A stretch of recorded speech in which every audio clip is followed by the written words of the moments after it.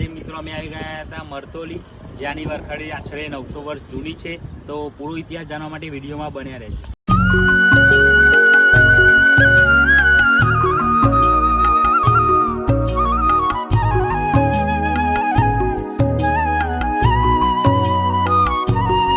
આજ અમે આવી ગયા હતા મરતોલી ધામ। મરતોલી ધામની ઇતિહાસની વાત કરીએ તો આજથી વર્ષો પહેલા સિંધ પ્રદેશમાં હાલડીમાં પારકર તાલુકામાં શેખાવત સિંહ રાઠોડને ત્યાં જગતજનની ચેહર ભવાનીની મહાસુદ 5 એ વસંત પંચમીના દિવસે કેસુડાના ઝાડ નીચે ઘોડિયામાં દીકરી સ્વરૂપે સ્વયંભૂ પ્રગટ્યા, તેથી તેમનું નામ કેસર ભવાની પડ્યું।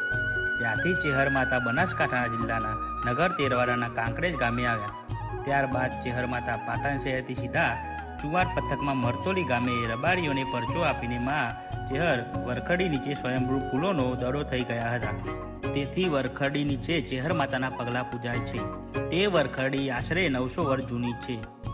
ત્યારબાદ છન્ને 1996માં માર્ચ 28 અને 29 રામનવમીના દશમના દિવસે માતાજીના આદેશથી સેવક તથા ટ્રસ્ટી અને સત્યંડી હવનનું આયોજન કર્યું। માતાજીના મંડપ રોપાયા 2 દિવસ તમામ યાત્રુઓને ભોજન પ્રસાદી વ્યવસ્થા કરી, પરંતુ બન્યું એવું કે યાત્રાળુઓની સંખ્યા વધી જશે। સેવક તથા ટ્રસ્ટીગણે ભુવાજી શ્રી મહાદેવભાઈ દેસાઈને વાત કરી। ભુવાજીએ માતાજીની રજા લઈ મહાદેવ બાપાએ માની 1 ફૂટ ચુંદડી લાડુ પર ઢાંકીને કહ્યું કે પ્રસાદનો સમય થાય ત્યારે પ્રસાદ આપજો। થોડા સમય બાદ લાડુના ભંડારમાં જઈને જોયું તો ચેહર માની ચુંદડી આશરે 10 ફૂટ લાંબી લાડુના પતરા પર ઢંકાઈ ગઈ। તે લાડુનો પ્રસાદ દર્શનાર્થે આવેલા તમામ ગામના તમામ ભાઈ બહેનને એ 2 દિવસ પ્રસાદ તરીકે જમાડ્યા, છતાં લાડુનો પ્રસાદ ખૂટ્યો નહીં। ત્યારબાદ આજુબાજુના ગામોમાં લાડુનો પ્રસાદ વેચવામાં આવ્યો, તેમાંથી હાલ 5 લાડુ અને ચુંદડી અત્યારે પણ માતાજીની વરખડી નીચે મોજૂદ છે।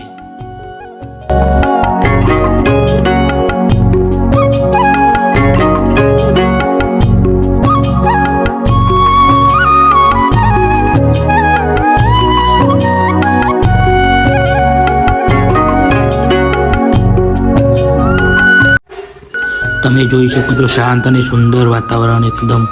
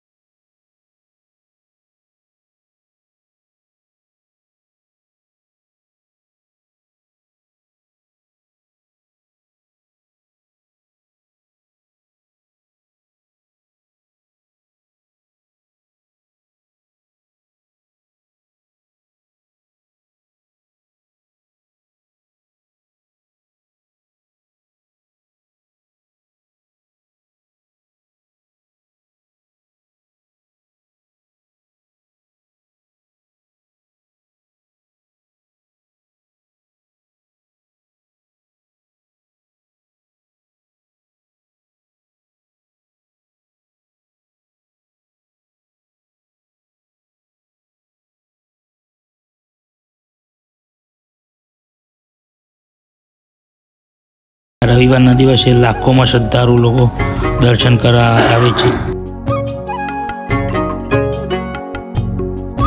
જો વિડીયો ગમ્યો હોય તો લાઈક અને સબસ્ક્રાઈબ કરવાનું ભૂલતા નહીં।